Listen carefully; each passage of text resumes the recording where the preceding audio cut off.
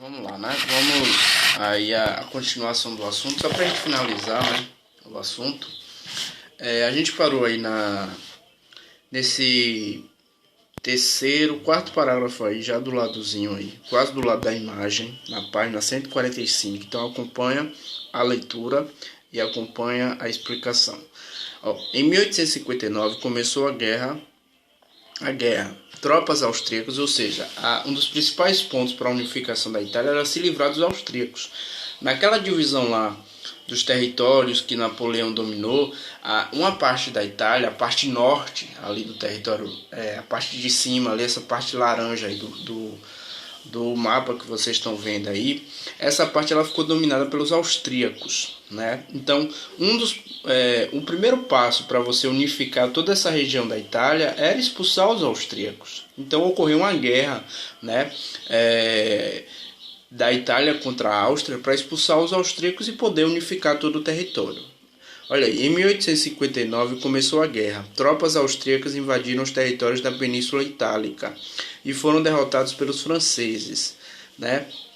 Lembre que os franceses apoiou a Itália aí, né? Vítor Emanuel II, que era dessa região ali do norte, juntamente com o apoio de Napoleão III, que a gente já viu, falamos um pouquinho dele aí na República Francesa, né? Eles vão se unir e vão expulsar, vão vencer as tropas austríacas, né?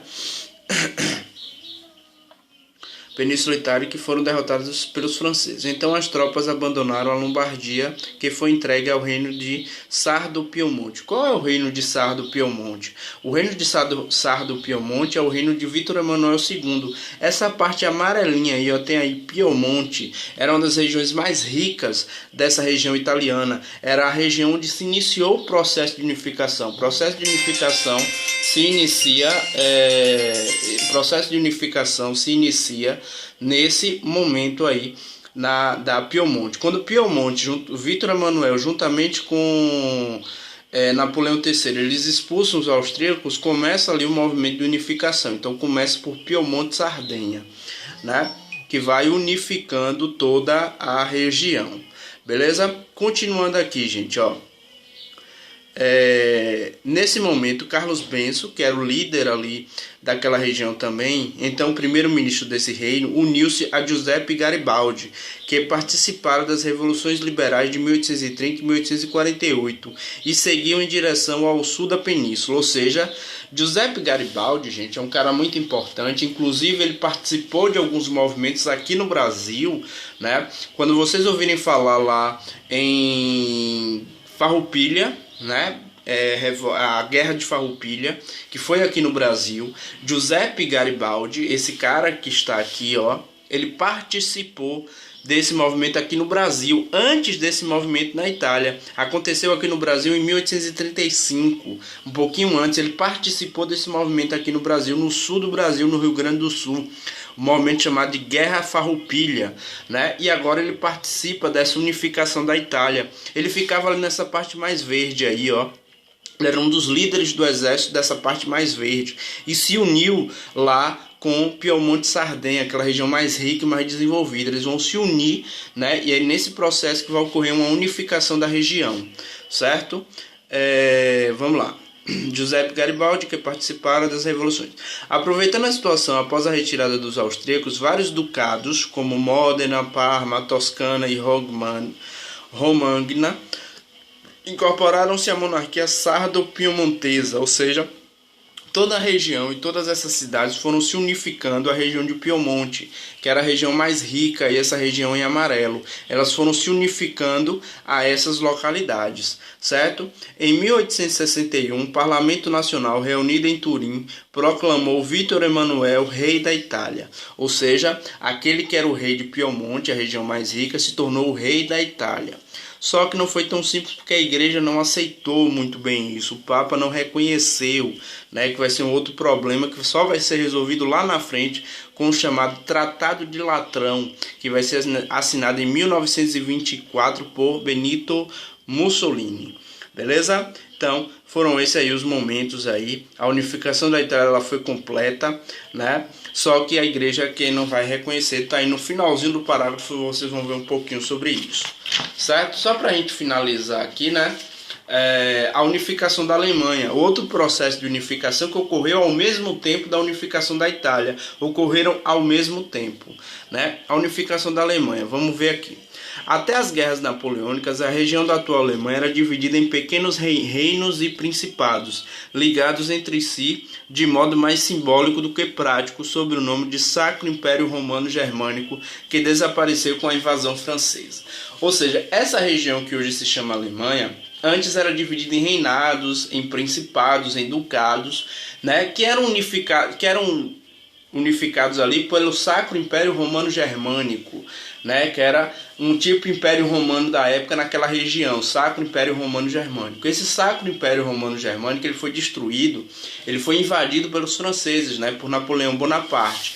E após a derrota de Napoleão Bonaparte, essa região ela vai ser dividida e aí vai começar a surgir também na região mais industrializada, assim como lá na Itália, que teve Piemonte como principal região. Na Alemanha também, nessa região que vai se tornar a Alemanha, também vai ter uma região muito importante chamada Prússia. É a região mais rica, mais industrializada, e é lá que vai se iniciar o movimento de unificação, né?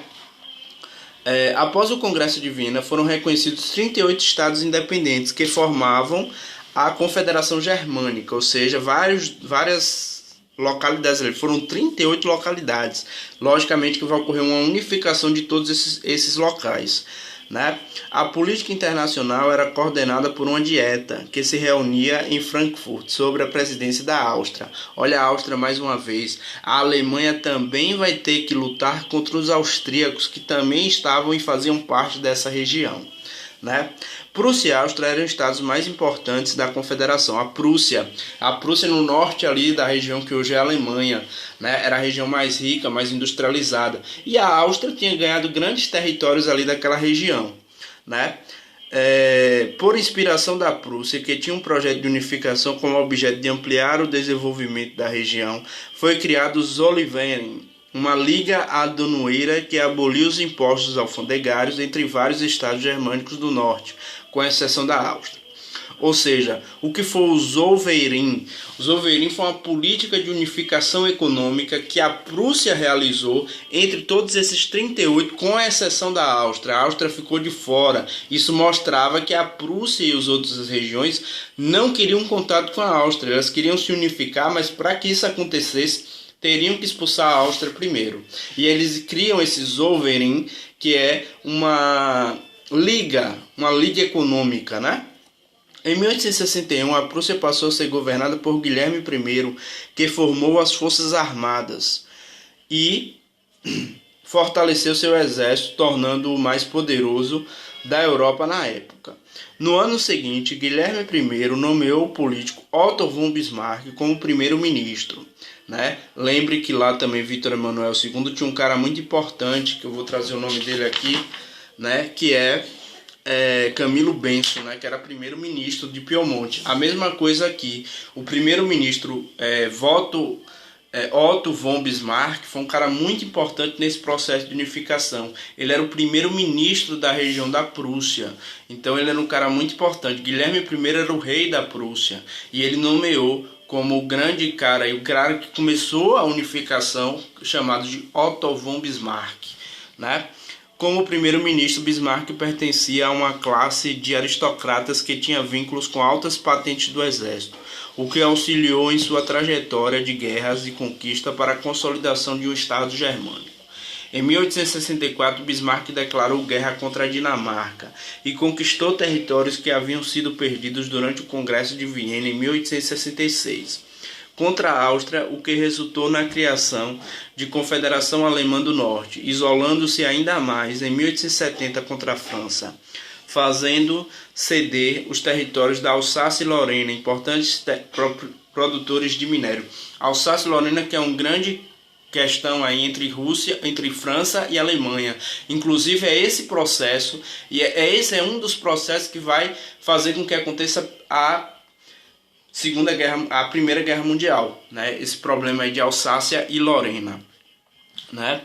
Em 1871, Guilherme proclamado imperador da Alemanha unificada, de forma semelhante ao que aconteceu na Itália. A unificação da Alemanha foi importante para que a nova nação impusesse seu poderio na região, o que possibilitou no século seguinte se tornasse uma potência local e é uma potência até hoje, uma das maiores potências do mundo, a famosa Alemanha. Beleza? Então o processo de unificação da Alemanha e da Itália vai acontecer no final do século XIX, praticamente da mesma forma, né? Praticamente tendo muitas coincidências entre os seus processos. Beleza?